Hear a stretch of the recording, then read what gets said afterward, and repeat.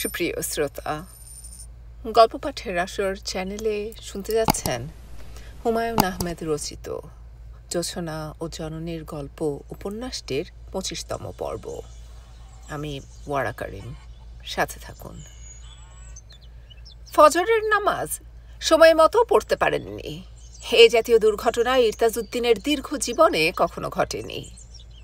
সব মানুষের শরীরের ভেতর একটা ঘড়ি আছে। সেই ঘড়ি নিঃশব্দে টিক টিক করে সময় রাখে, যখন যা মনে করিয়ে দেবার মনে করিয়ে দেয়। ইরতাজউদ্দিন সাহেবের ঘড়িতে কোনো গোলমাল হয়েছে।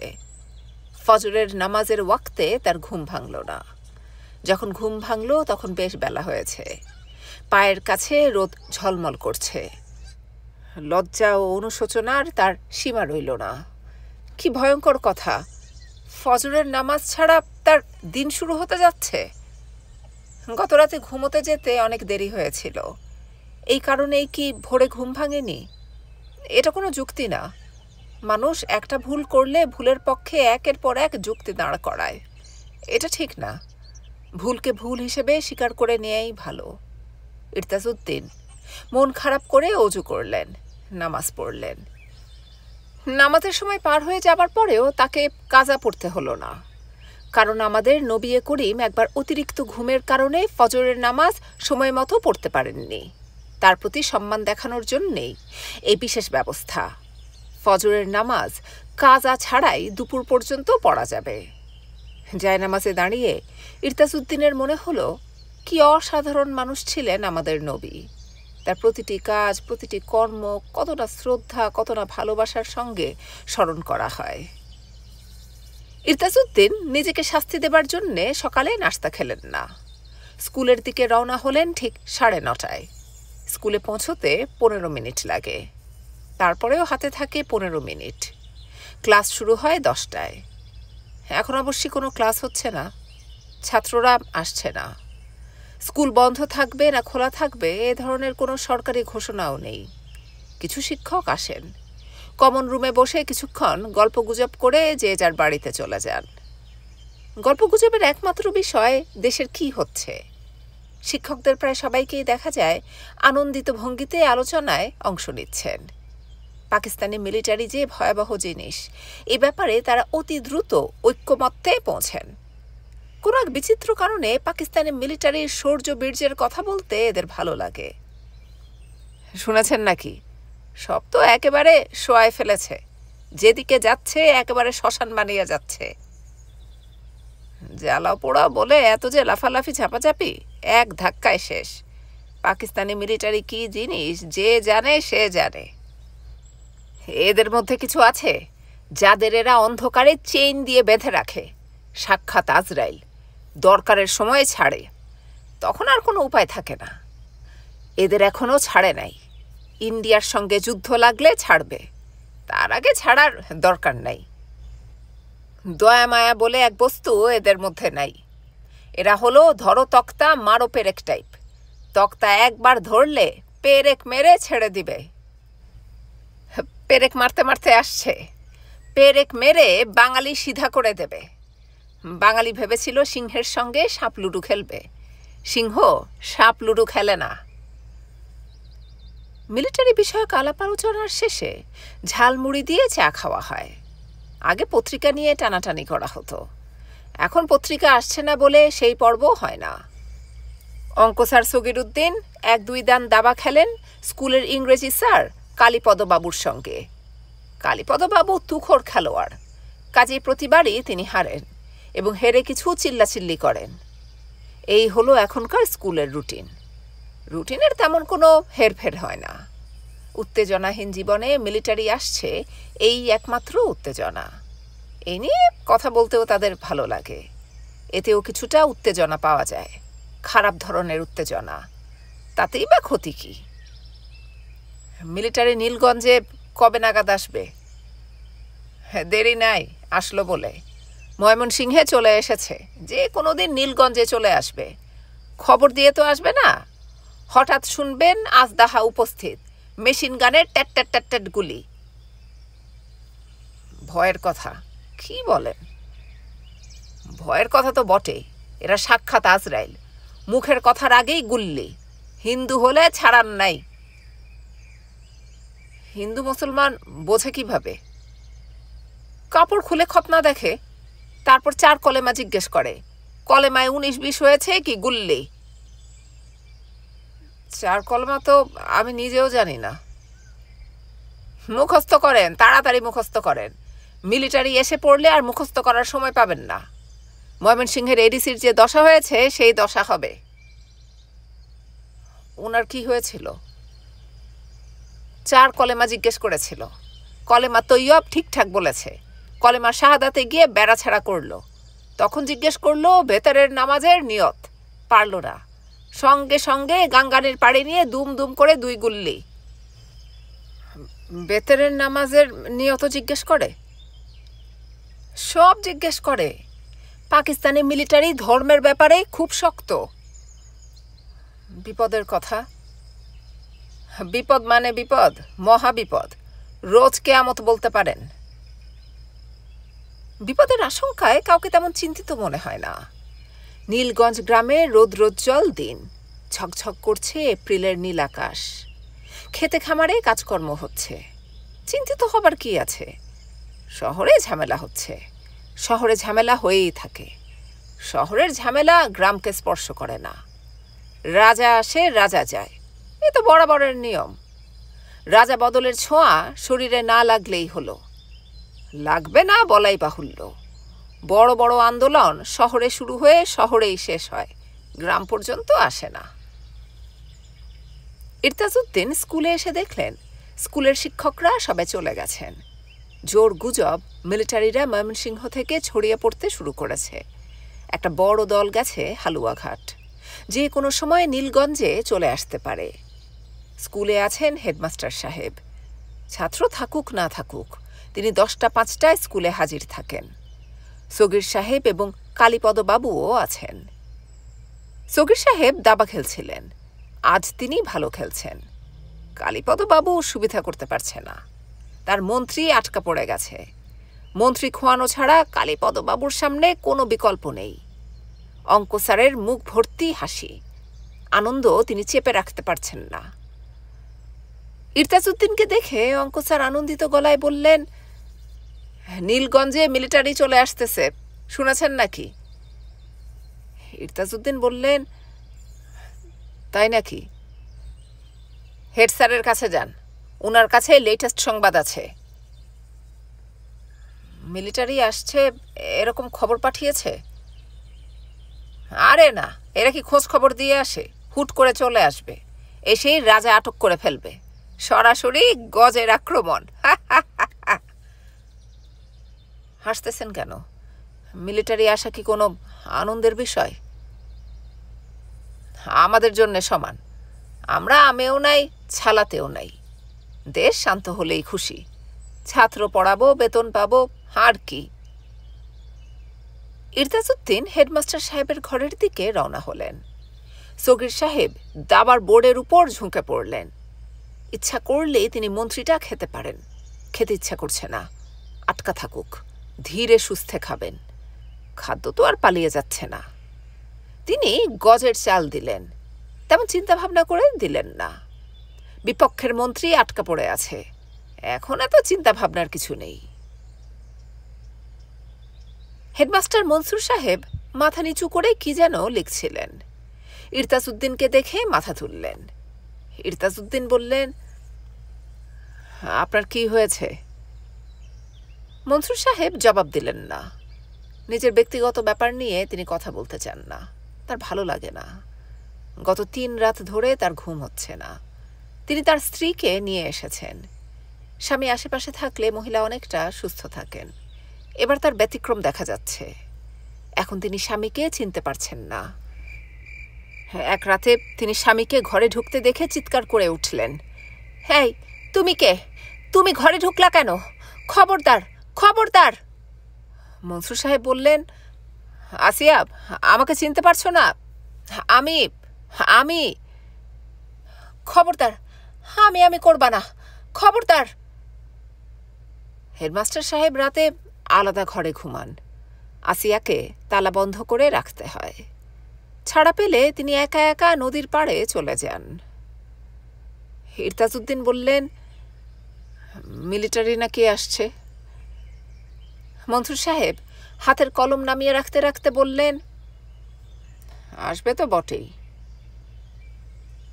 শুধু শুধু গণ্ডগ্রামে আসবে কেন? দেশটাকে নিজের মুঠোয় নিতে হলে আসতেই হবে। কবে আসবে সেটাই কথা। শহরগুলোর দখল এরা নিয়ে নিয়েছে, এখন ছড়িয়ে পড়বে। কোনো রেজিস্ট্যান্স পাচ্ছে না, কাজেই ছড়িয়ে পড়ার ব্যাপারটা দ্রুত ঘটবে। রেজিস্ট্যান্স কি হবে? অবশ্যই হবে। কে জানে, এখনই হয়তো শুরু হয়েছে। সামনের দিন বড়ই ভয়ঙ্কর ইরতাজ সাহেব। কেউ বুঝতে পারছে না, কিন্তু আমি বুঝতে পারছি। ভাবি সাহেবের শরীর কেমন? ভালো না। তাকে এখানে আনা ঠিক হয় নাই। মনে হয় বাপ ভাইয়ের কাছেই সে ভালো ছিল। তাকে এখানে এনে ভুল করেছি। মানুষের কর্মকাণ্ড কোনটা ভুল কোনটা শুদ্ধ সেই বিবেচনা কঠিন বিবেচনা। মানুষ প্রায়ই এই বিবেচনা করতে পারে না। ভুল এবং শুদ্ধ একমাত্র আল্লাহ পাকই বলতে পারেন। মনসুর সাহেব বড় করে নিঃশ্বাস ফেলে বললেন,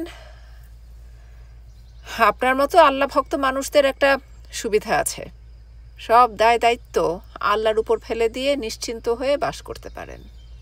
বড় কোনো বিপদ যদি আসে, তখনও আপনার মতো মানুষরা সবই আল্লাহর হুকুম বলে স্বাভাবিকভাবে কাজকর্ম করতে থাকে। এটা কি ভালো না? না, এটা ভালো না। মানুষকে বিবেক দেয়া হয়েছে, চিন্তা করার ক্ষমতা দেয়া হয়েছে। যুক্তিবিদ্যার মতো কঠিন বিদ্যায় জন্মসূত্রেই মানুষ পারদর্শী। সেই মানুষ যদি সবই আল্লাহর হুকুম বলে চুপ করে থাকে, তাহলে কিভাবে হয়? আল্লাহ পাক আমাদের সবুর করতে বলেছেন। ভালো কথা, সবুর করেন। আপনার ছোট ভাইয়ের কোনো খবর পেয়েছেন? শাহেদ না তার নাম? জি, তার নাম শাহেদ। না, কোনো খবর এখনো পাই নাই। এটা নিয়েও নিশ্চয়ই আপনার মনে কোনো দুশ্চিন্তা নাই। সবই আল্লাহ পাকের ইচ্ছায় হচ্ছে, তাই না? আপনার মনটা মনে হয় আজ ভালো নাই। মনসুর সাহেব জবাব দিলেন না। মন ভালো আছে, এই কথা প্রিয়জনদের জানাতে ইচ্ছা করে। মন ভালো নাই, এই খবর ঢোল পিটিয়ে দিতে ইচ্ছা করে না। মাওলানা সাহেব। জি। কনফুসিয়াসের নাম শুনেছেন? জি না। বিখ্যাত চীনা দার্শনিক। তিনি 5টি সম্পর্কের কথা বলেছেন, 5টি অতি গুরুত্বপূর্ণ সম্পর্ক। এই 5টা সম্পর্ক কি জানতে চান? ইরতাজউদ্দিন উসখুস করছেন। আসরের নামাজের সময় হয়ে গেছে। আসরের নামাজের সময় অল্প। 5 সম্পর্কের কথা যদি হেডমাস্টার সাহেব ব্যাখ্যা করে বলা শুরু করেন, নামাজের সময় পার হয়ে যেতে পারে। নীলগঞ্জ থানার ওসি সাহেবের স্ত্রী খবর পাঠিয়েছেন, খুব নাকি জরুরি প্রয়োজন, সেখানেও যেতে হবে। তার সঙ্গে জরুরি প্রয়োজনটা কি তিনি বুঝতে পারছেন না। মাওলানা সাহেব শুনেন, 5টা সম্পর্ক হচ্ছে শাসকের সঙ্গে প্রজার সম্পর্ক, স্বামী স্ত্রীর সম্পর্ক, পিতা পুত্রর সম্পর্ক, বড় ভাই ছোট ভাইয়ের সম্পর্ক এবং বন্ধুর সঙ্গে বন্ধুর সম্পর্ক। বুঝতে পেরেছেন? জি, বুঝতে পেরেছি। কিন্তু হঠাৎ করে সম্পর্কের ব্যাপারটা আমাকে কেন বললেন সেটা বুঝলাম না।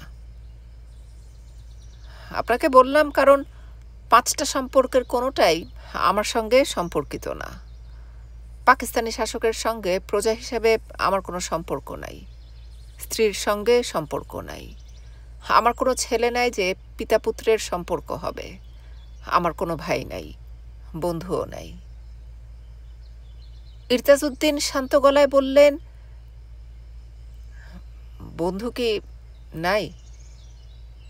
হেডমাস্টার সাহেব সঙ্গে সঙ্গে বললেন, বন্ধু আছে, আপনি আছেন। আপনার কথাটা মনে ছিল না। খুব কাছাকাছি যারা থাকে তাদের কথা মনে থাকে না। নামাজের সময় হয়ে গেছে, উঠি। বলতে বলতে ইরতাজউদ্দিন উঠে দাঁড়ালেন। জায়নামাজে দাঁড়ানোর পর জাগতিক সব চিন্তাভাবনা মাথা থেকে দূর করতে হয়। বেশিরভাগ সময়ই এই কাজটা তিনি পারেন। আজ পারলেন না। কনফুসিয়াস নামের চীনা দার্শনিকের কথা মাথায় ঘুরতে লাগল। সূরা ফাতেহা পড়ার সময়ই তার মনে হলো কনফুসিয়াস ভুল করেছেন। আসল দুটো সম্পর্ক বাদ দিয়ে গেছেন, মাতা পুত্র সম্পর্ক, মাতা কন্যা সম্পর্ক। তিনি কি ইচ্ছা করে এই ভুলটা করেছেন, নাকি ভুলটা অজান্তে হয়েছে? মার সঙ্গে কি তার সম্পর্ক ভালো ছিল না? ইরতাজউদ্দিনের নামাজে গন্ডগোল হয়ে গেল। তিনি আবারও শুরু থেকে নামাজ শুরু করলেন। এবার তার মাথায় ওসি সাহেবের স্ত্রীর কথা চলে এলো। মহিলার নাম তিনি জানেন, কিন্তু নামটা এখন মনে পড়ছে না। নামাজে দাঁড়ানোর অর্থ আল্লাহ পাকের সামনে দাঁড়ানো। আল্লাহ পাকের সামনে দাঁড়িয়ে একজন মহিলার নাম মনে করার চেষ্টা আল্লাহ পাকের সঙ্গে বেয়াদবি করার চেয়ে বেশি। ইরতাজউদ্দিন প্রাণপণ চেষ্টা করছেন নাম মনে না করার, লাভ হচ্ছে না। মাথার মধ্যে ঘুরছে কি যেন নাম, কি যেন নাম, ফলের নামে নাম। ফলটা কি? আঙ্গুর, বেদানা? নামের মধ্যে ক আছে। ক নাম দিয়ে যে ফল, তার নাম মনে পড়ছে। সেই নাম কেউ রাখবে না, কলা।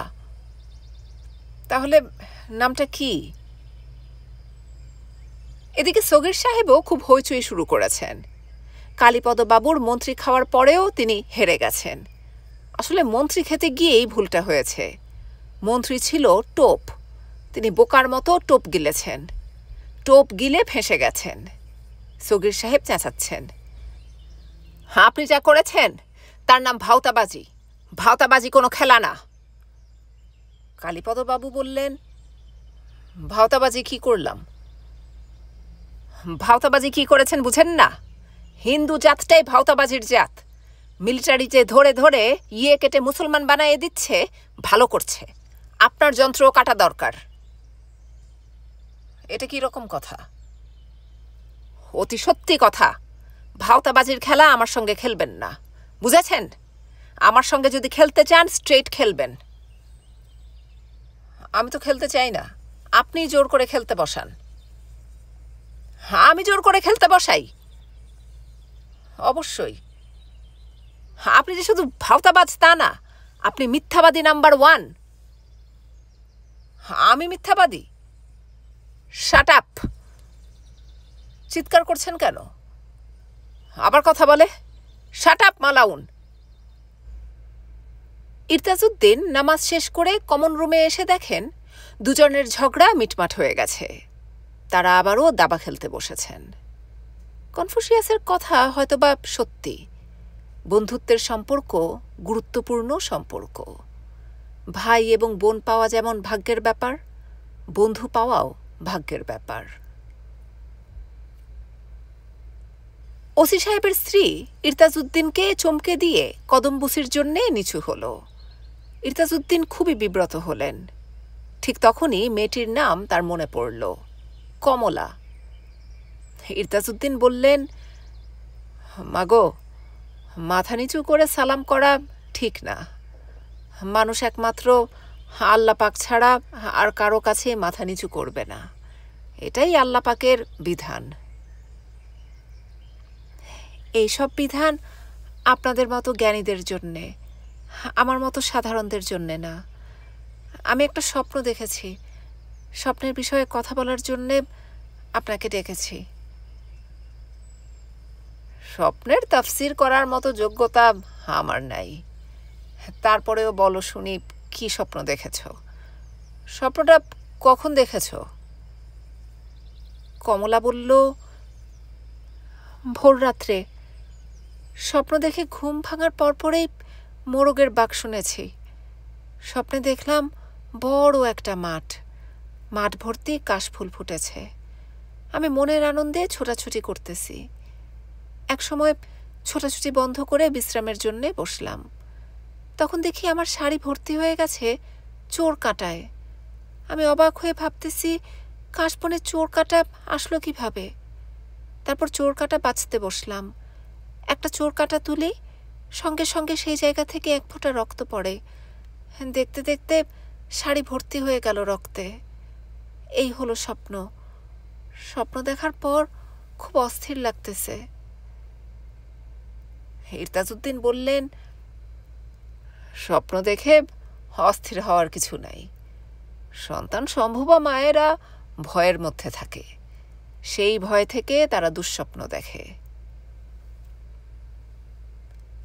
এইটা ছাড়া আর কিছু নাই? অনেক সময় আল্লাহ পাক স্বপ্নের মাধ্যমে মানুষকে সাবধান করেন, তবে তিনি সংবাদ পাঠান রূপকের মাধ্যমে। সেই রূপকের অর্থ উদ্ধার করা কঠিন। আমার এত জ্ঞান নাই, আমি মূর্খ কিসিমের মানুষ। চাচাজি, আজ রাতে আমার এখানে খাবেন।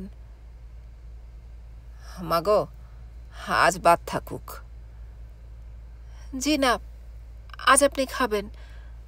আজ আমার একটা বিশেষ দিন। বিশেষ দিনটা কি? আজ কি তোমার বিবাহের দিন? কমলা জবাব না দিয়ে মাথা নিচু করে হাসল। ইরতাজউদ্দিন বললেন, আমি অবশ্যই তোমার এখানে খানা খেতে আসব। 14 এপ্রিল বুধবার। নীলগঞ্জ থানার ওসি সদরুল আমিন তার বাসার সামনে মোড়ায় বসে আছেন। তিনি অসম্ভব ক্ষুধার্ত।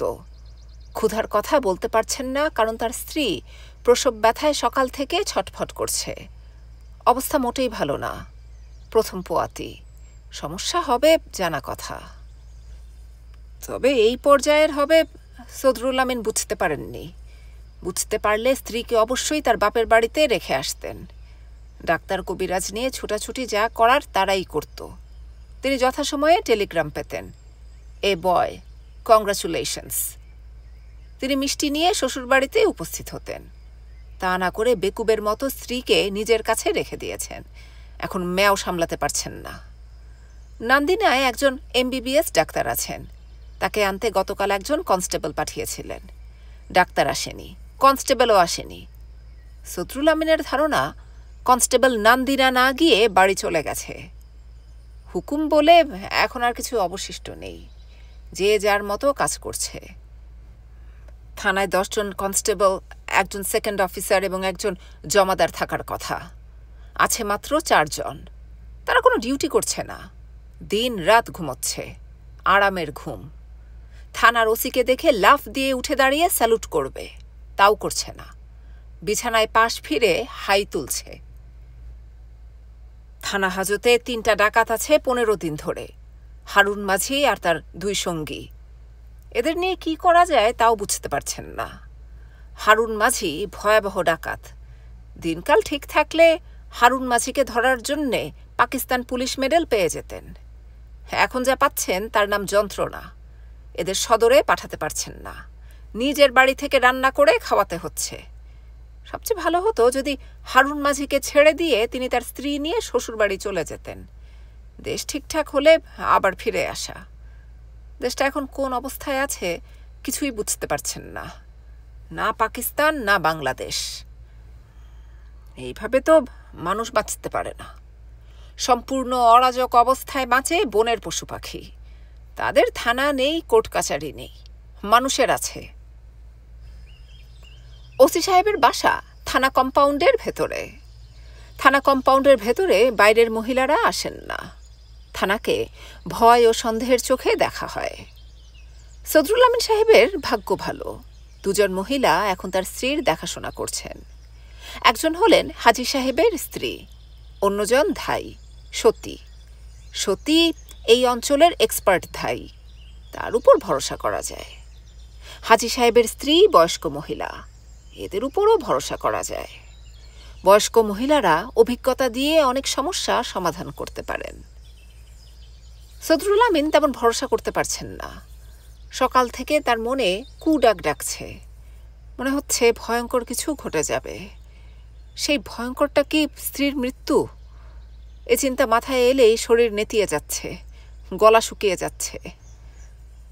দুশ্চিন্তাগ্রস্ত মানুষের ক্ষুধাবোধ তীব্র হয়। সদরুল আমিন খিদের কষ্টেই এখন বেশি কষ্ট পাচ্ছেন। ঘরে চিড়ামুড়ি আছে, গুড় আছে, কাউকে বললে এনে দেয়, কিন্তু কাউকে বলতে লজ্জা লাগছে। স্ত্রীর এখন তখন অবস্থা, আর তিনি ধামা ভর্তি গুড় মুড়ি নিয়ে বসেছেন, তা হয় না। স্ত্রীর পাশে গিয়ে কিছুক্ষণ বসতে ইচ্ছা করছে। বেচারি নিশ্চয়ই ভয়ে অস্থির হয়ে আছে। এরকম অবস্থায় মা খালারা পাশে থাকেন, তার কেউ নেই। স্বামী হাত ধরে বসে থাকলে অনেকটা ভরসা পেত, তাও সম্ভব না। এই অঞ্চলের নিয়ম কানুন কড়া। আতুর ঘরে পুরুষ মানুষের প্রবেশ নিষেধ। নবজাত শিশু নিয়ে মা আতুর ঘর থেকে অন্য ঘরে যখন যাবেন, তখন শুধু পুরুষরা যেতে পারবে, তার আগে না। তার একবার মনে হচ্ছে নিয়মের গুষ্টি কিলাই বসি কমলার পাশে। গতকাল রাতে বড় লজ্জা পেয়েছেন। পোলাও কোরমা দেখে অবাক হয়ে বলেছেন, ঘটনা কি? কমলা কিছু বলেনি, শুধু হেসেছে। ইরতাজউদ্দিন দাওয়াত খেতে আসার পর জানতে পারলেন আজ তাদের বিবাহবার্ষিকী। এই তারিখ ভুলে যাওয়া খুবই অন্যায় হয়েছে। সদরুল আমিন সিগারেট ধরালেন। খালি পেটে সিগারেট ধরানোর জন্যই সারা শরীর গুলিয়ে উঠল। মনে হলো বমি হয়ে যাবে। হাজী সাহেবের স্ত্রী বের হলেন। এই মহিলাও হাজী, স্বামীর সঙ্গে হজ করে এসেছেন। তার প্রমাণ হিসেবে সব সময় আলখাল্লার মতো একটা বোরকা পরেন। বোরকা পরলেও ভদ্রমহিলা আধুনিক, পুরুষদের সঙ্গে কথা বলেন। নীলগঞ্জের অন্য মেয়েদের মতো পুরুষ দেখলেই পালিয়ে যাবার জন্য ব্যস্ত হয়ে পড়েন না, কিংবা শক্ত খাম্বার মতো হয়ে পড়েন না। ভদ্রমহিলা সদরুল আমিনের দিকে তাকিয়ে শক্ত গলায় বললেন, গতিক ভালো না, আল্লাহর নাম নেন। কলসাটির মাওলানা সাহেবের কাছে লোক পাঠান উতারের জন্যে। উতার দিয়া নাভি ধুইতে হবে। উতারটা কি? পানি পড়া। কলসাটির মাওলানা সাহেবের উতার হইল শেষ চিকিৎসা। তাড়াতাড়ি পুলিশ পাঠাইয়া দেন। জি আচ্ছা। সদরুল আমিন থানার দিকে রওনা হলেন। টিপ টিপ করে বৃষ্টি পড়ছে, আকাশ মেঘলা, সবকিছুই কেমন আধা খেঁচড়া। বৃষ্টি হলে ঝমঝমিয়ে হবে, আকাশ হবে ঘন কালো। হাজত ঘরের দরজায় ঘটাং ঘটাং শব্দ হচ্ছে। সদরুল আমিনকে দেখে হারুন মাঝি তার ধবধবে সাদা দাঁত বের করে বলল, ওসি সাহেব, ভুক লাগছে, খানা দিবেন না? কাইল খাইলাম পোলাও কোরমা, আর আইস খালি পানি। চুপ থাক। ভুক লাগছে তো, ফাঁস দিলে ফাঁস দিবেন, না খাওয়াইয়া মারবেন, এইটা কেমন বিচার? হারামজাদা চুপ! হারুন মাঝি হেসে ফেলল। তার গায়ের রং কুচকুচে কালো, সুন্দর মায়া কাড়া চেহারা। এই লোক ঠান্ডা মাথায় 10-12টা খুন করেছে, ভাবাই যায় না। সদরুল আমিন বললেন, ঘরে অসুবিধা আছে, পাক হয় নাই।